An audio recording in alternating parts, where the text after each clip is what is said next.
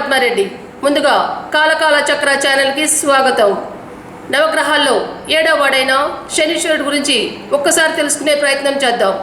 నవగ్రహాల్లో 7వ వాడైన శనీశ్వరుడు అంటే శనిదేవుడు సూర్య భగవానుకి ఛాయాదేవికి జన్మించాడు. హిందూ పురాణాల ప్రకారం ఈయన కర్మఫలదాత మరియు న్యాయదేవత అని పిలుస్తారు. ఒకరి కర్మలకు తగ్గట్టుగా ఫలితాన్నిచ్చే దేవుడుగా శని భగవానుని ఆరాధిస్తారు. యముడు ఈయనకు సోదరుడు. కఠినంగా కనిపించినప్పటికీ న్యాయాన్ని పరీక్షించే దేవుడు. ధర్మబద్ధంగా జీవించే వారికి ఎప్పుడు కీడు చేయడు. శనిదేవుని వాహనం కాకి. శనివారం నాడు శనీశ్వరుడికి నువ్వుల నూనెతో అభిషేకం చేయటం ఎంతో శ్రేష్టం. పూజా సమయంలో నల్లని వస్త్రాలు సమర్పించి పేదలకు దానం చేయటం వల్ల శని దోషాలు తొలగిపోతాయని భక్తుల నమ్మకం. శనిదేవుని విగ్రహాన్ని లేదా పటాన్ని ఇళ్లలో పూజించరు. కేవలం ఆలయాల్లో మాత్రమే ఆయన దర్శించుకుంటారు. అలాగే పూజ చేసేటప్పుడు శనిదేవుని పాదాలు మాత్రమే చూడాలి తప్ప కళ్ళల్లోకి నేరుగా చూడకూడదు. హిందూ పురాణాల ప్రకారం శనిదేవుడు సూర్య భగవానుడు మరియు ఛాయాదేవుల పుత్రుడు.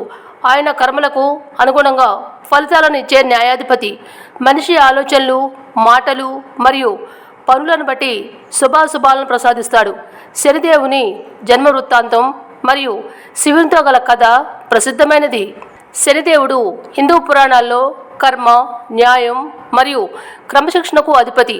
ప్రతి ఒక్కరికి వారి వారి కర్మలు, మంచి చెడు పనులు ఆధారంగా ఫలితాలను ప్రసాదిస్తాడు. నవగ్రహాల్లో శని భగవానుడు ఒకడు. శనిదేవుని గురించి ముఖ్య విషయాలు. సూర్యుని భార్య సంధ్యాదేవి సూర్యుని తేజాన్ని భరించలేక తన ఛాయ అంటే ప్రతిబింబమును సూర్యుని వద్ద వదిలి తపస్సు చేసుకోవడానికి వెళ్ళింది. ఛాయాదేవికి జన్మించిన కుమారుడే శనీశ్వరుడు. తల్లి అయిన ఛాయాదేవి శివుని కోసం కఠిన తపస్సు చేయగా గర్భంలో ఉన్న శనిదేవుడు ఆ శివుని అనుగ్రహంతో నల్లటి శరీర ఛాయను పొందాడు. సూర్యుడు తన కుమారుని చూసి తన రక్తం కాదని అనుమానించడంతో శనిదేవుడు తన తండ్రి వైపు కోపంగా చూసి తన దివ్య దృష్టితో సూర్యుడిని నల్లగా మారేలా చేశాడు.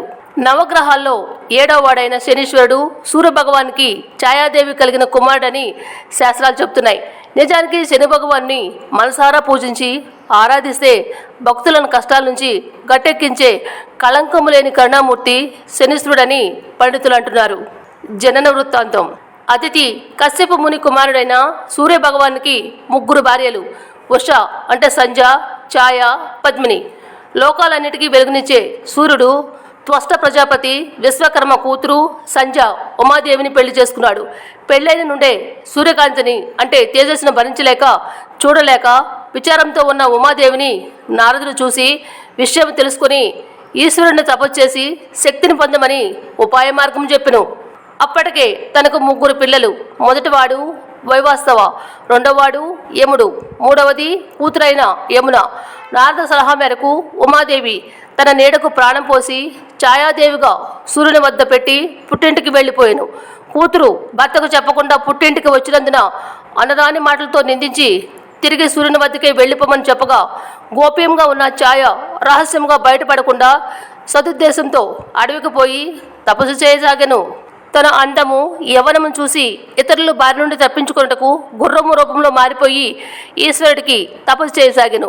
సూర్యుడికి, ఛాయాదేవికి మను, సావర్ణుడు, శని, తపతి కూతురు జన్మించారు. శని గర్భంలో ఉండగా ఛాయ ఈశ్వరుడికి ఘోర తపస్సు చేసెను. ఉపవాస దీక్ష చేయడం వల్ల కడుపులో ఉన్న బిడ్డ నల్లగా మారిపోయాడని, తల్లి తపోశక్తి వల్ల అనేక ఈశ్వర శక్తులు గ్రహించాడని, శని చూపే వినాశకారంగా మారిందని పండితులు అంటారు.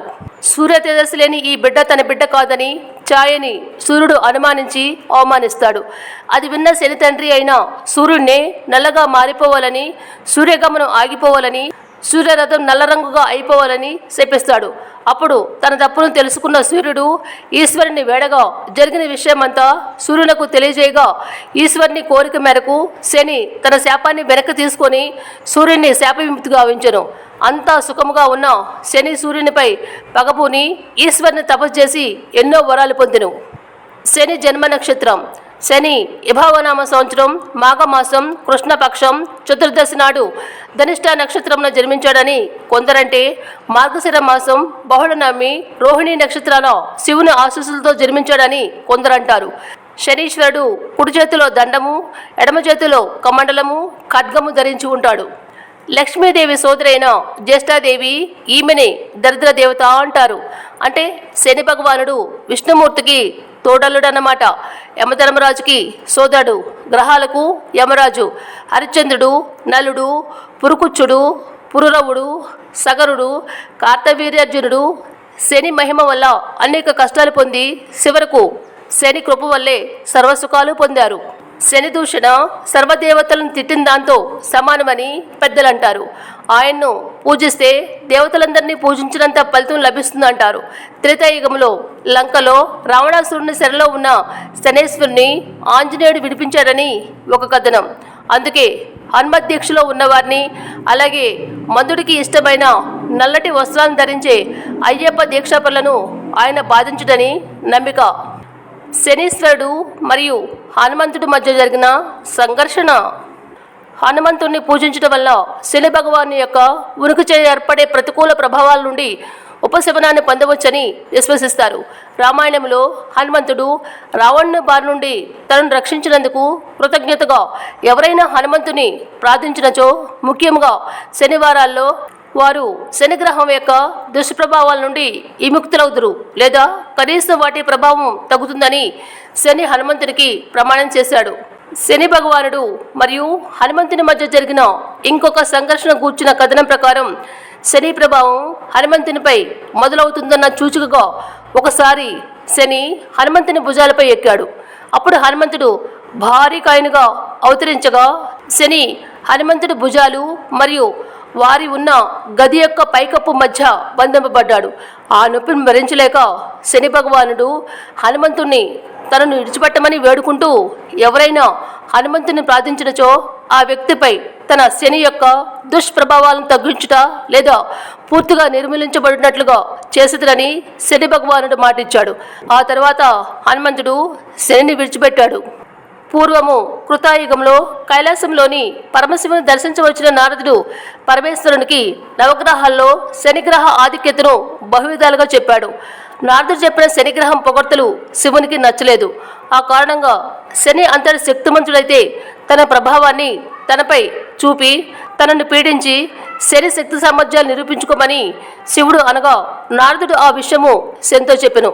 పరమశివుడు మాటలకు శని ఆవేశము, పట్టుదల ప్రేరేపించాయి. తను శివుణ్ణి ఒక్క క్షణమైన పట్టి పీడించదనని ఆ విషయం తెలియజేయమని నారదునిచే వార్త పంపెను.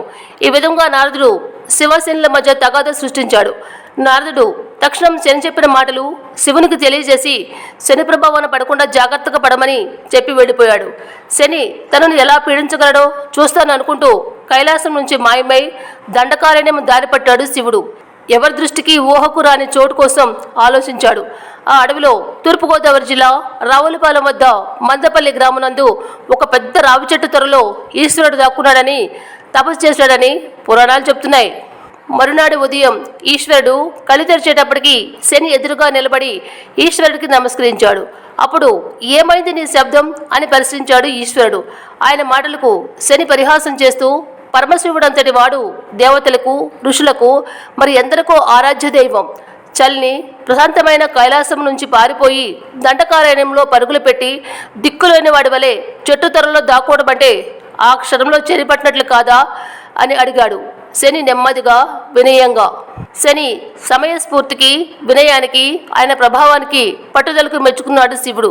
తనను మెప్పించినందుకు శనికి ఆనాటి నుండి ఈశ్వర అనే శబ్దము సార్థకం కాగలదని, మానవులు తన్ను శనీశ్వర అని పూజిస్తే శని తరపున పరమశివుడు ఆశీస్సులిస్తారని వరమిచ్చెను.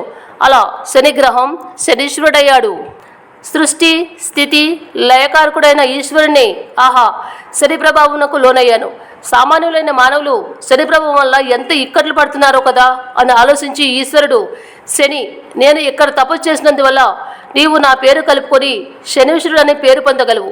ఈరోజు శని త్రయోదశి కావున ఈ శని త్రయోదశి నాడు నీ వల్ల ఇబ్బంది పడుతున్న వారు నీకు ఇష్టమైన నువ్వుల నూనె, నల్ల నువ్వులు, నీలపు శంఖం పువ్వులు, నల్లని వస్త్రంతో నిన్ను ఎవరైతే అర్పించి ఆరాధించదరో వారికి నీ వల్ల ఏర్పడిన అనారోగ్యం, మృత్యుభయం పోయి ఆరోగ్యం చేకూరగలదు అని వరమిస్తున్నానని తెలిపాడు.